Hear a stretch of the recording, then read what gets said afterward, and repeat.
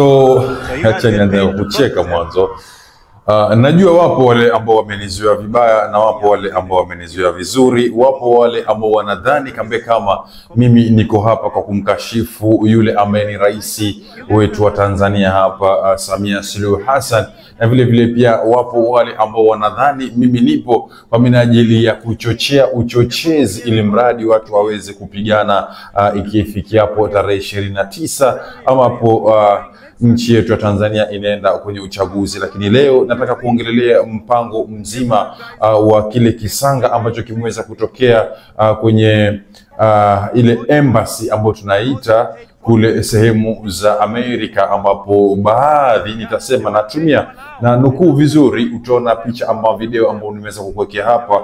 Nataka nikuelezee kile kilichotokea hapo jana embassy ya Tanzania ndani ya United States of America, ambapo baadhi ya Watanzania pamoja na raia wengine ambao sio wa Kitanzania waliweza baadhi yao kuvaa nguo ambazo zilikuwa ziko na bendera ya kuonyesha ishara tosha ya kwamba hao ni Watanzania, na kuelekea mpaka lile lango kuu la embassy ambayo iko pale jijini United States of America, ile nchi ya Amerika pale, ambapo walikuwa ni kama wanagoma ama ni kama wanafanya maandamano ya amani, ambapo hawakusumbuliwa na mtu yote wala hawakusumbuliwa na raia wengine au polisi wengine. Na hivyo basi walikuwa wanaelezea kitu ambacho hao wameudhika ama kitu ambacho hao hawakipendi ama vile ambavyo kunaendelea Tanzania. Na baadhi ya vitu ambavyo walikuwa wanaviongelelea sana hapa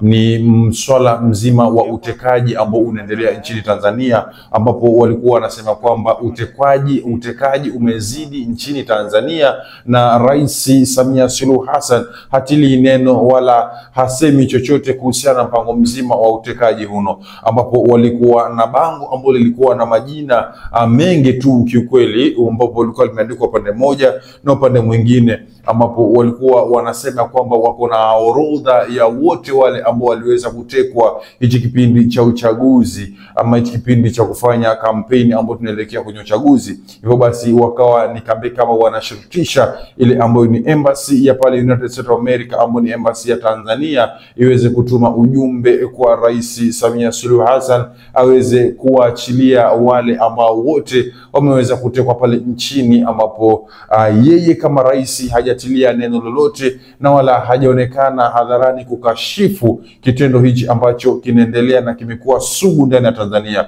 Ni jana tu ambapo tuliweza kwa mkia jana ambapo tuliweza kuona takriban watu 4 walipatikana wameweza kuuliwa kwenye fuo za bahari, na vile vile pia kuna watu wengine pia tulisikia wametekwa. So ufupi huu utekwaji mzima na kupoteza maisha kwa vijana nchini Tanzania, especially wale ambao hawafurahii ama hawapendi vile vitu ambavyo Samia Suluhu Hassan anavifanya, ama baadhi ya wale watu ambao wanaegemea upande wa upinzani, ama baadhi ya wale watu ambao kila siku ni hao wakilala wakiamka wanasema kwamba tarehe 29 wataweza kutoka kwa minajili ya maandamano. Sasa kwa nini nimeanza kwa kutangulia na kusema kwamba baadhi ya watu hawanielewi ama baadhi ya watu wanadhani kama mimi niko na chuki binafsi na Suluhu Hassan Samia, ambapo ni kujibu tu nikwambia kwamba hapa tuko kwa minajili ya kukujuza habari ambavyo zipo na zinavyowasilishwa kwenye chumba chetu hapa kwa KG Chipande. Sasa habari ambazo zimenifikia hapa kuhusiana na mpango mzima wa kule United States of America, ambao hawa baadhi ya Watanzania ambao walikuwa wanaelekea kwenye ile lango kuu la ile embassy ya Tanzania pale, imethibitishwa ya kwamba 90% ya hawa ambao waliweza kutoka na kuenda kuandamana ni watu ambao walikuwa wanalipwa ama wamelipwa ili mradi waweze kufanya maandamano haya, lakini ile pesa ambao walikuwa wafuati mkononi ilikuwa ni baada ya hao wamalize kule kuandamana, wakichukua video na picha, na mwisho wa siku wakishamaliza jioni warudi kwa malipo. We told you guys, those are paid protesters. Now they are leaving. Yeah, they were paid for an hour and now they are gone. Look at them. Shame on them. They were paid for an hour, now they are leaving. They pay the homeless people. Ona, wale jamaa walilipwa kuja kuandamana hapa, na aliyowalipa ni Hidaya Maita ambaye ni mtoto wa Maita, yupo kwenye video. Alituma na Loveness Mamuya. Na alituma Loveness Mamuya, atajua mwenyewe, mimi sijui hiyo. Lakini alikuwepo Jacob Kinyemi, mfanyakazi wa ubalozini. Wamelipwa, wameondoka sasa hivi, walikuwa hapo kwa lisali moja. Hapa sisi wa Tanzania tupo, bado tupo hapa. Unaona? You cannot pay people to protest. Wameondoka.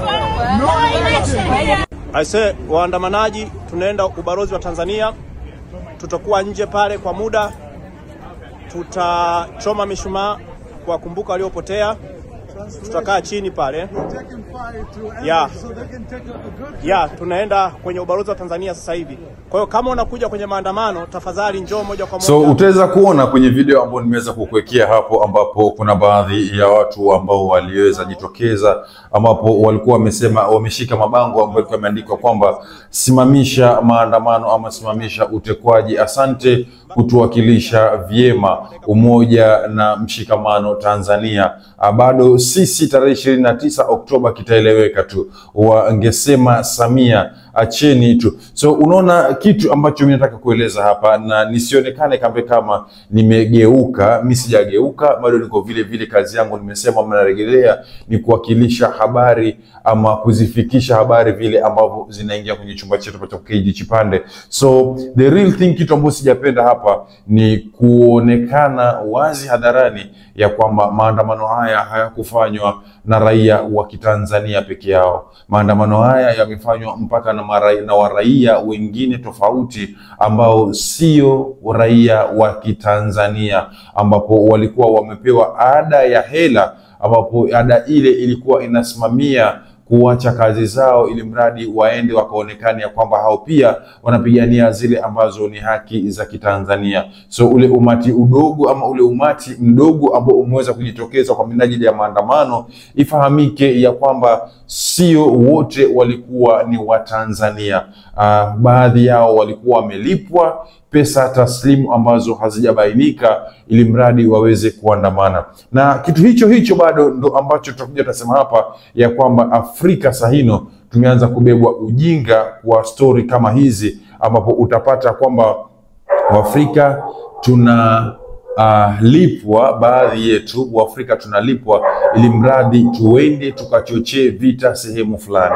Hasa unapata hawa watu ambao wanajiita kwamba wengi wao ni watetezi wa haki za kibinadamu. Nimesema wengi wao, sijataja hata mmoja. Utapata baadhi yao ni wale ambao shirika lao ambalo wako, utapata mtu anafanya, yeye anasema kwamba yeye ni mtetezi wa haki za kibinadamu, lakini mwisho wa siku yuko under certain organization, yani yuko kwenye shirika fulani ambalo ndo linamlipa, na lile shirika ndo linamtuma na kumtengenezea jedwali ni kitu gani ambacho yeye anapaswa akifanye mwisho wa siku, ambapo utapata wengi wao ni wale ambao wanalipwa pesa taslimu ili waweze kufanya vile vitu ambavyo wanafanya, kwa sababu they are being sent, wanatuma waende sehemu fulani, waende wakaseme maneno fulani, mpaka inafika wakati kwamba wanaandikiwa ili mradi waende wakaseme yale maneno pale. Sasa maandamano kama haya utapata ni watu ambao wanapewa, wananunuliwa mashati, wananunuliwa mafirimbi, wananunuliwa vitu baadhi ili mradi waende wakaonekane kwamba wako kikundi kwa pamoja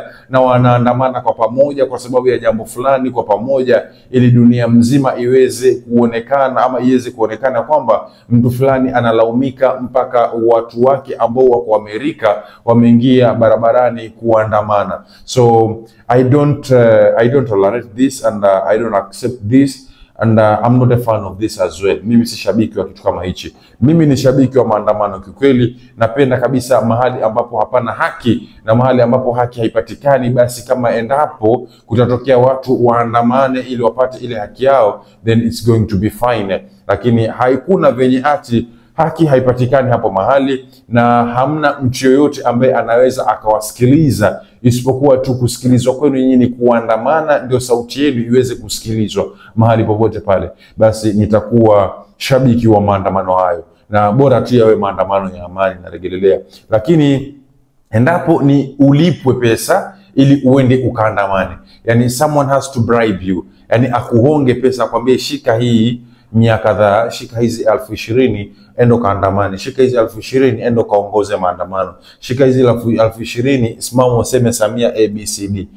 Mimi nafikiri mtanitoa hapo, mimi sitakuwa shabiki wa hayo, lakini nitakuwa kwa shabiki kwa yule ambaye atamka alfajiri mapema aseme ya kwamba mimi nahisi ya kwamba haki yangu haijatimizwa, hivyo basi nitaandamana kwa amani kwa sababu haki yangu sijaipata. Huyo nitakuwa shabiki yake. Na yule ambaye atasimama na kusema kwamba ni kweli kabisa Suluhu Hassan Samia umejaribu, lakini kuna hichi na hichi haujakifanya, nafikiri huyo pia mimi nitakuwa shabiki yake. Lakini yule ambaye atalipwa ili aende kwenye mtandao wa kijamii na kwenda kumtukana rais ama kwenda kufanya video ambayo inamkejeli rais, nadhani atakuwa amefanya makosa makubwa sana ambayo yanastahili adabu ile ambayo watu wengine walistahili wakati walitukana rais ama kiongozi yoyote hapa duniani. So it is what it is, ladies and gentlemen. Please make sure to subscribe, like and share this video. Thanks for watching, guys. Till next time.